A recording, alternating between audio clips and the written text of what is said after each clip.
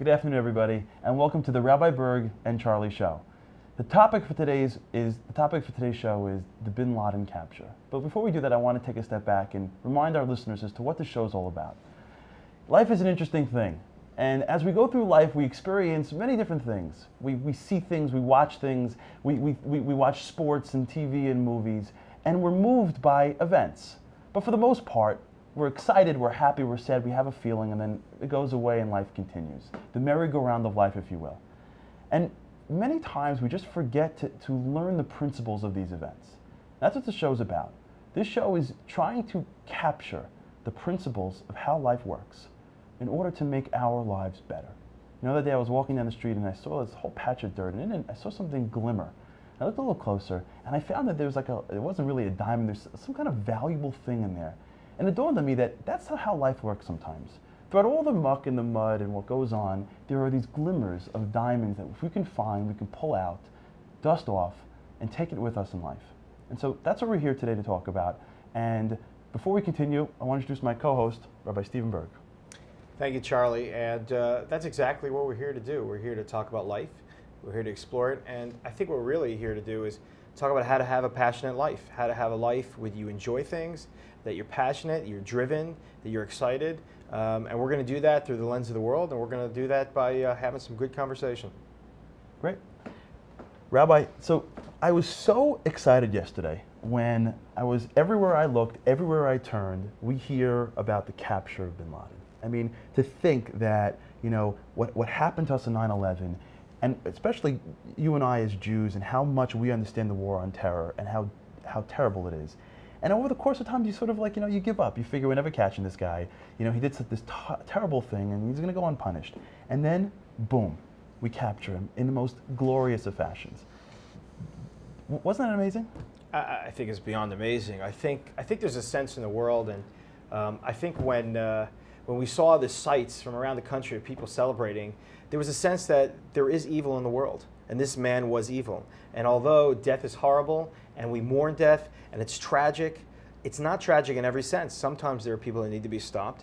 And quite frankly, I salute President Obama and the armed forces in finally doing what they had to do. I completely agree. And as I was going through it and hearing, and I'm so into all this Army stuff, thinking that obviously I went to the Army because I watched Army movies. I was watching and reading every single thing about the Navy SEALs. They dropped them out of the helicopter and how they went in and how Obama didn't give the order to blow up the compound, but actually sent in the SEALs. And I was thinking to myself, especially for the show and for our viewers, what are the principles that we need to learn from what happened?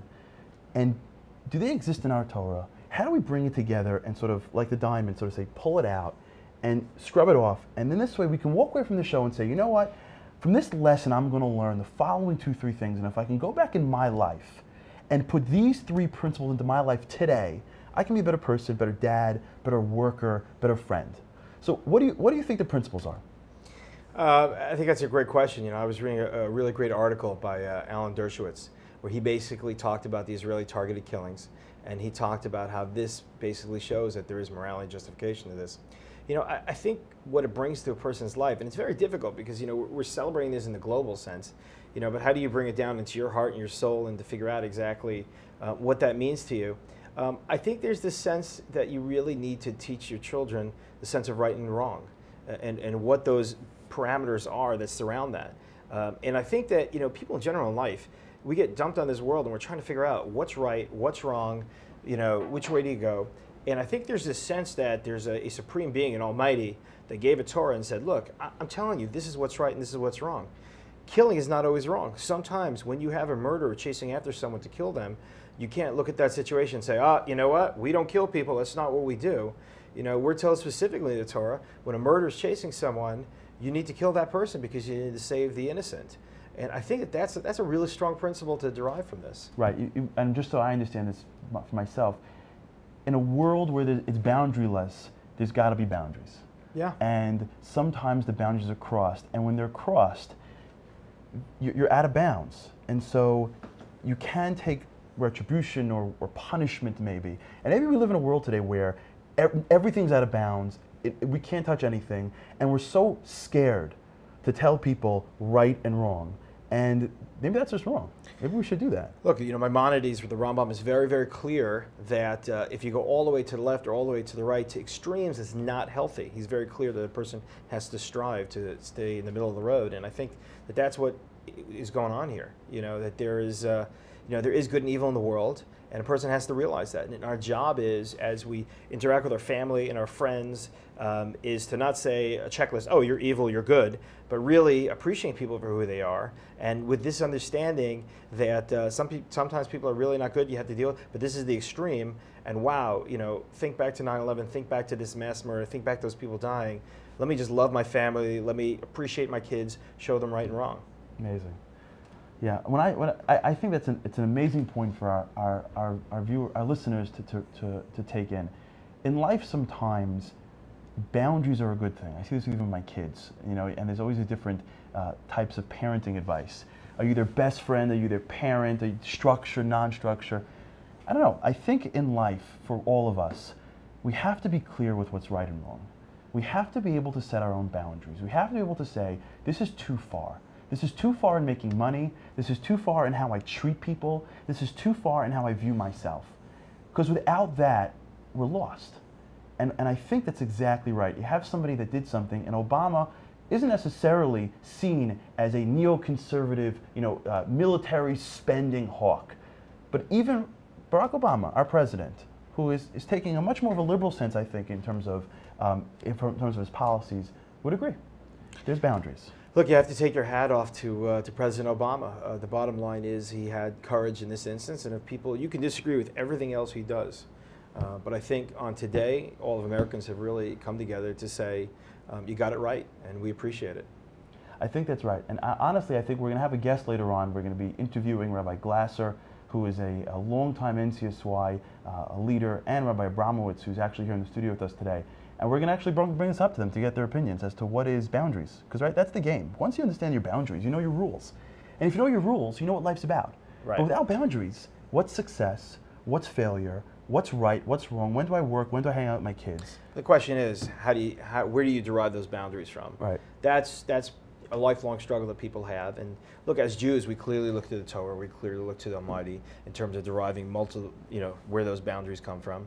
But within those boundaries, you could do amazing things. Yeah. And once you understand those boundaries, it's as if, and I'll give an example now that I know Charlie will be excited about, but it's basketball. Well, what's better than basketball? I tell people all the time, I said, the bottom line is, to compare Jewish law to a basketball game, and if you're dribbling the ball up the court, all right, and it's a regulation game, and you turn around and you dribble it up into the stands, and you turn around, you throw the ball backwards, and you score a swish, how many points do you score?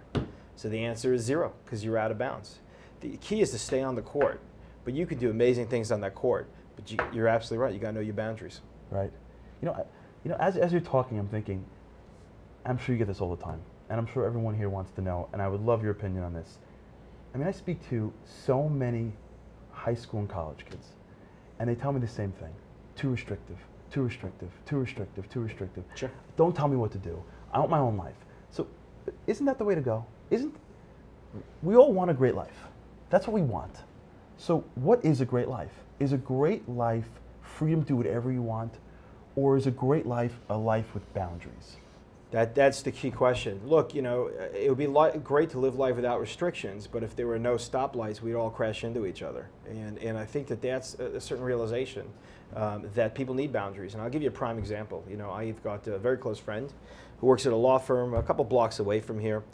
He's a lawyer, and he literally is working till 1, 2 in the morning every single night to get what he needs to get done. And he's married, he's young, and he's got some younger children. And he told me, when Shabbos comes at 5 p.m. and he's got to walk out of his office at 3:45, he's not leaving an hour and 15 minutes early, because he doesn't clock out like Fred Flintstone at 5 o'clock. He's leaving many, many hours earlier. So on the one hand, you can say, well, that's restrictive. You should really let him work. On the other hand, when's he going to see his kids? It's freeing. Certain times, restrictions, they free your soul to be able to do the things you really want to do. And I think that ends our first segment. And the question that you have to think about, because this show is not about talking to you. The show is about talking with you. We want to hear your thoughts. We want you to call in and give us your opinion on this. But you hear it clearly, that boundaries are tough. But you know what? Having a great life is tough. It's easy to say whenever, I'll do whatever. But when you put the right boundaries in place, when you look to sources that are infinite, you find that it frees you and allows you to become the person you're supposed to be. That's Rabbi Berg and Charlie here. See you in a little bit. Hi everybody, we're back. We're joined now, we just finished a great conversation about the capture of Osama bin Laden and what that means in terms of boundaries. The game is not just to celebrate his death, although that's something that I think should be celebrated, and we'll talk about how much maybe later on in the show. But it's talking about what we can do and what we can learn about it for our lives. And Rabbi Berg and I just had I think a great conversation about, it really brings us back to boundaries. And to the extent in which we live a life where we're trying to ultimately throw all boundaries away, we lose. But if we can set the right boundaries, if anything, it can make us great. Joining me right now on the phone is Rabbi Yaakov Glasser. Rabbi Glasser is the regional director for the New Jersey region of NCSY, is widely known amongst the community in New York and other places as a young Jewish superstar, a person that has personally inspired thousands and thousands of kids. And if there's no one that I know better, and Rabbi Berg, you jump in on this one, that would really be able to tell us this concept, to really have a conversation about boundaries and how it affects our lives. So, Rabbi Berg, why don't you ask Rabbi Glasser what you think? Yeah, and I also mentioned that Rabbi Glasser is the rabbi of Young Israel Passaic Clifton, and one of the warmest and really most intellectually sound folks that we know out there. So we're very happy to have you here. Rabbi Glasser, welcome to the program. Thank you so much. It's a privilege to be talking to you today. It's our privilege, and thank you for being here. And basically, we've been celebrating the fact that Osama bin Laden is now no longer amongst us. The fact that the season finale and the curtain has basically come down on him. And we've literally been talking for the last 10 minutes or so about the ramifications. So what was your reaction upon hearing the news? My reaction, I think, like many people, was to a certain degree a sense of elation, a sense of justice, a sense of closure. I remember vividly where I was at the moment of 9/11, and it's really been, from a perspective of justice, an open wound for almost a decade, knowing that the individual who masterminded this incredible act of evil is still out there, and to have that all kind of come to a close in such a dramatic way really brought back a lot of the emotions, I think, of that day. My wife and I were talking last night how we found it to be a very emotional day, really just kind of remembering everything that went on, and a real sense of justice, a sense of closure. Obviously, the war on terror is not over, and we still live with the threat of everything that this individual put into motion, but there is a sense of justice. There is a sense of, well said. You know, we live lives where we very often fail to see how evil people meet their end. And when we get to see that, there's a certain sense, I think, of there's a certain sense of satisfaction, and there's a certain sense of feeling like things come around. Absolutely. You know, Rabbi Glasser, Rabbi Berg made a great point before that I want to get your opinion on. He said earlier that we were talking about what it means for us, what we can learn from the story, and he made a great point. And I'm sorry if I'm jumping in and characterizing what you're saying. He said that it teaches us boundaries.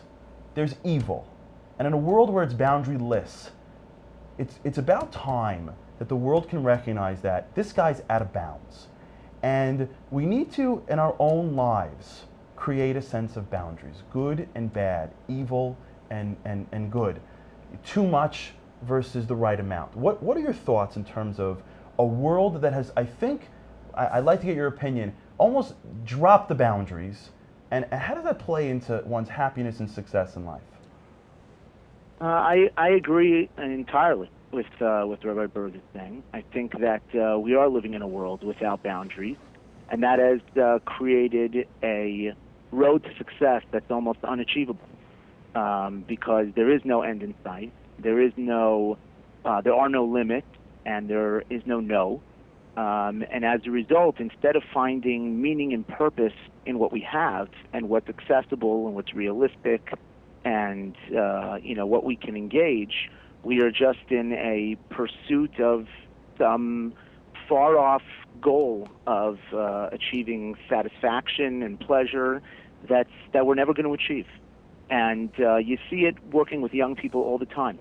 that they struggle dramatically with finding purpose and meaning and value in their lives as they are, and instead turn to mediums that allow them to, try to break free of any sense of boundaries and parameters, and just indulge in anything and everything that they can get their hands on, and it destroys them. Right. Yeah, you're absolutely right. Look, let me ask you a question. As someone who's obviously an expert in working with teens, with 15, 16, 17-year-olds, what do you think that this event means to them? And I guess what I'm specifically asking is, we live in such a jaded, cynical world where everyone is on Facebook, and we just think, the youth, they don't really care. And especially, if you're talking to a 15-year-old, they were 5 years old on 9/11, what does this mean to them, A? And B, should we as educators, be really helping them along that path to understand what this means and what the ramifications are? I think we definitely should be helping them. I agree that those who were really kids and couldn't process the events of 9/11 are definitely relating to the capture of bin Laden differently. But there are other elements of this experience that are palpable in the air, that they are experiencing, and that is the national unity, the fact that people from, they're definitely aware that the political scene, even if they're not involved in the particulars, they know that the political scene is incredibly polarized. Right. And there's a lot of hate, and there's a lot of visceral attacks from one party to the other, and I think that they're keenly aware that we're living through a time right now where people are really coming together, and that's one area that I think we can capitalize on as educators. Helping kids understand that there are certain events in our lives that transcend the differences between people, and bring people together, and that justice is one of those. Yeah. Rabbi, if I can jump in, I'd like to turn your attention to a question that I had. We spoke about boundaries, we spoke about the importance of seeing evil and good, and you're a rabbi, right? And you spend your time, teaching Torah, and the party line is, if you really want to have a great life, you create your boundaries around Torah.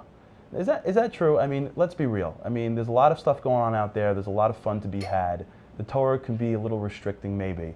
What are your thoughts in terms of someone saying, you know what? I hope a listener is on the call, listening on the call, saying, you know what? Maybe Rabbi Berg and Charlie have a point. Maybe just a free-for-all life is not the way to go. Maybe I should find boundaries, and why not find it from a source that's eternal? If I'm picking a place to go, I'll pick one that's been around for a long time. Is it the Torah? And if so, why does it appear to be so restricting? I think it is the Torah, and I think there's a great misconception that the purpose of the boundaries of the Torah are to be restrictive. Right. The purpose of the Torah's boundaries are not to be restrictive. The purpose of the Torah's boundaries is to empower people to find meaning and purpose in everything that they do and in everything that they experience. There's no area of life that the Torah is entirely restrictive of. The Torah wants you to engage in the physical pleasures of the world. The Torah wants you, there are commandments in the Torah to engage in, pleasures related to food, pleasures related to sexuality, pleasures related to, even certain aspects of indulgence, of opulence, and these kinds of things. All of these exist in a Torah framework, but instead of being boundless, worlds of just, totally engaging whatever you want, there is a framework with which you can find deeper meaning and purpose in all of these pleasures. The boundaries of the Torah are not there to restrict you. They are there to guide you to having a greater marriage, to having your culinary experiences with food be something that's a source of real meaning and purpose through spending time together at a Shabbos table with your family, with a Yontif table with your extended friends. The purpose of the Torah is not to be restrictive. There's one day a year where we restrict ourselves, and that's Yom Kippur, and that entire experience is an outcome of the imperfection of the Jewish people and what we did Rabbi wrong. Glasser, in an ideal world where we do everything right, there is no Yom Kippur. Thank you so much, Rabbi Glasser. We're just we're running. I think he's very excited about this. I think he's very excited Rabbi, we appreciate your excitement, and you made your point. And you know what the truth is, Rabbi, you wanted to say something. Yeah, I absolutely want to say something. When you started talking about the joys of food, that actually, I started to get hungry. But you know, we want to thank you very much for being here with us, Yes, definitely. for being on the show and sharing some of your wisdom and your thoughts with us. Coming up next is Rabbi Jack Abramowitz, seen by many as one of the most talented, creative forces in the OU. Rabbi Abramowitz is going to talk to us about his thoughts of the boundaries. Rabbi Glasser, on behalf of our Bergs, we want to thank you very much. Yeah, I think your points were amazingly well taken. For the listeners on the show, stay tuned for more. We're going to get this wrapped up. Boundaries in our life, good or bad, and who should we be turning to? Thanks so much. We'll see you soon. Thank you. Welcome back to all our listeners. We've been having a great conversation about the death of Osama bin Laden and what that means for us personally, and in particular, how that plays into boundaries.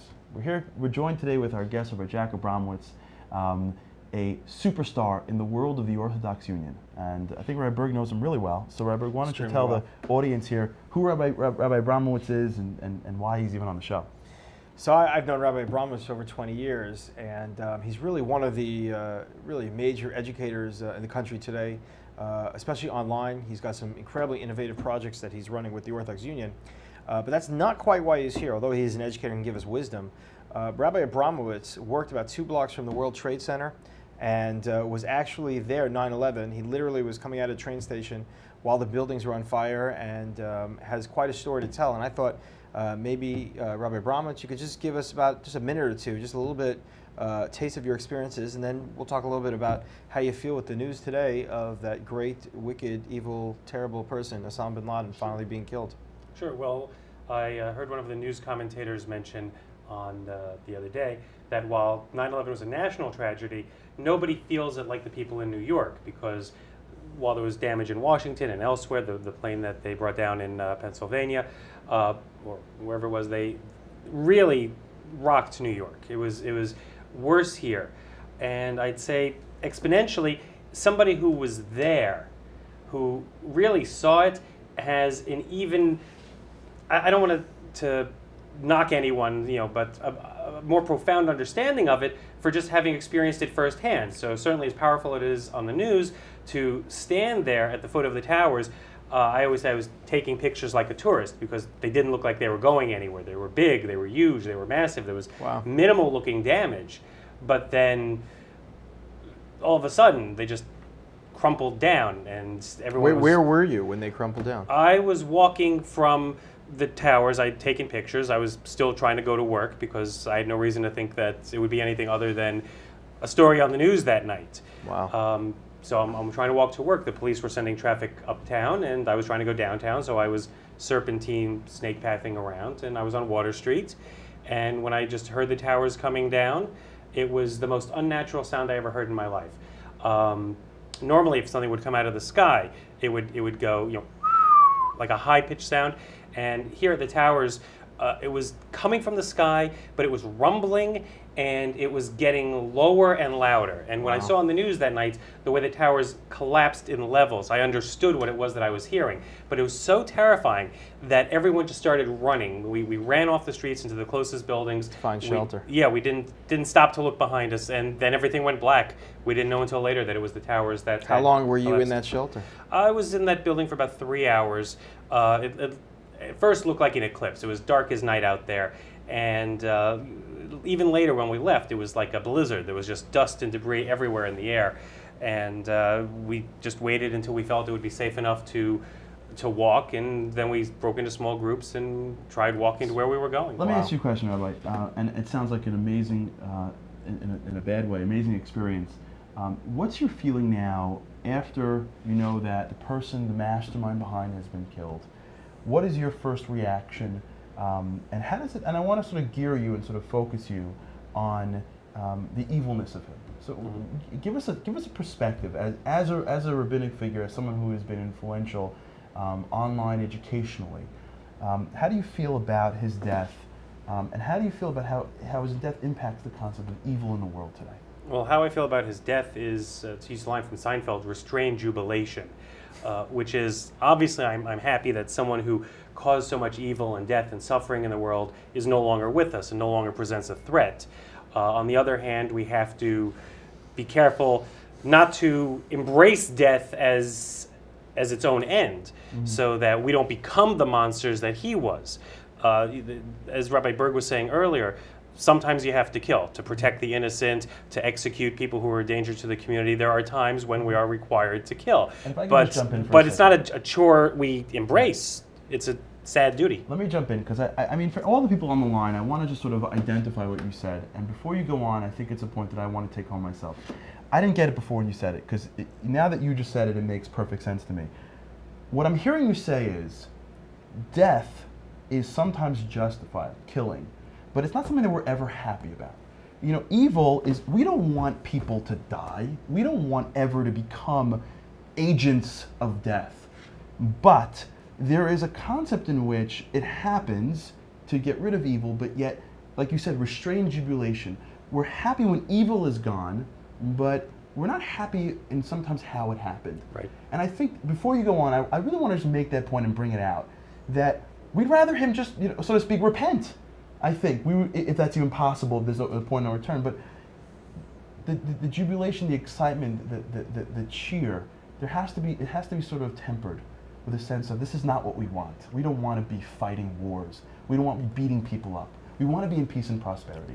I'm hearing you say that. You said it earlier, and I think it's a point that we should sort of take with us. There's a famous quote from the Prime Minister, from Golda Meir, where she says that we can forgive the enemies for killing our sons, but we can't forgive them for turning our sons into killers. And that's the tragedy. And I think that needs to be said here. And I think that needs to be said when you see all the celebrations around the country.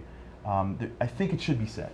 We should be happy, but at the same time, we don't want to be here. This isn't a basketball game. No one wins when we're killing each other. Now, I'm sorry to cut you off, but you didn't cut me off. That was exactly the point I was making. So we were having a conversation about boundaries, and Rabbi Berg brought up this concept about in life, and Rabbi Glasser mentioned it as well. Success, greatness, happiness, the things that we want in life, it's not intuitive. Comes sometimes when we create boundaries.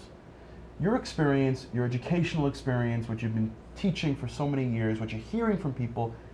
Give us an opinion on that. I mean, what are your thoughts in terms of what type of boundaries? Is it the right thing? How much? How little? What do you think? Well, leaving my educational experience aside, just something from my personal life, I always say my grandmother committed suicide with a corned beef sandwich.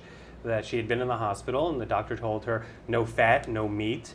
She comes out of the hospital, she says, what does he know? I've been living my life this way forever. And she died with the corned beef in her hand. That's terrible. The boundaries are not because the people who set them or the God who sets them, it's not because they want to punish us, that these are a punitive measure to keep us from enjoying life. It's to enable us to ultimately reap greater enjoyment. So my grandmother didn't listen to a boundary. Had she might have had another 5, 10, however many years to enjoy many things aside from corned beef. Right. That's ultimately the question, and I'll tell you, it's not just the question in terms of Torah values, but in the world of politics. You know, we all of us here, we live in New York City, and they keep talking about a tax on sugary sodas, and they talk about all these types of taxes to force people into a certain lifestyle, and that really gets you into a whole area of free will in terms of like, look, you know, at a certain point, if I want to live dangerously and have a Coke every once in a while and a smile, right, is that the realm of the government basically to regulate that? We understand that, you know, the Almighty in Judaism had these rules that we talked about before, but within those boundaries, there is a lot to say. I mean, what do you say to that? Just in terms of, you know, I'm very sympathetic in terms of your grandmother in that situation, but, you know, doctors can only suggest. I mean, what's your feeling? That's a very important question. I mean, there are certain things that the government can and should regulate. There are other things that have to be left to people's individual consciences. I'm against a tax on sugary soft drinks. I'm in favor of a ban on LSD. So obviously everyone's going to have a boundary somewhere. Right. There are those who would say everything should be legal, and there's those who say nothing. I'm going to join you with the ban on LSD. And that's all for our show today. Rabbi Abramowitz, thanks so much for coming. And of course, my co-host and close friend, Rabbi Berg. I think the point for today is to think about the following. Boundaries. Evil is clear. Osama bin Laden is out of bounds. But what about in our lives? To the extent in which we look to an eternal source, is it giving us a life that we want? The last thing that we should be doing is walking away and saying, whatever, not for me. I think the point that we're taking here is that it's complicated, but greatness is complicated. And to the extent in which we can figure out the boundaries of our lives, the extent in which we can turn to sources that we trust, we become different people. So we hope you enjoyed, we hope you took something away. We look forward to seeing you next time. Thanks so much for listening to the Rabbi Berg and Charlie Show.